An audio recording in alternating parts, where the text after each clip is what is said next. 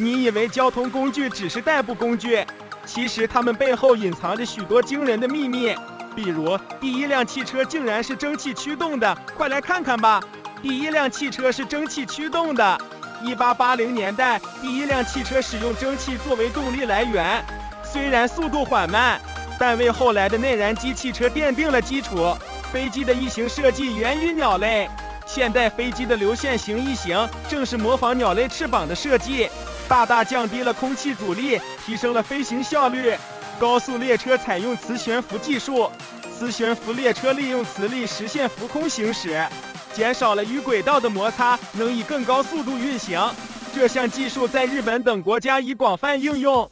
这些交通工具的冷知识是不是让你对出行产生全新认识？留言告诉我你最惊讶的一条，记得点赞和关注。我们下期见。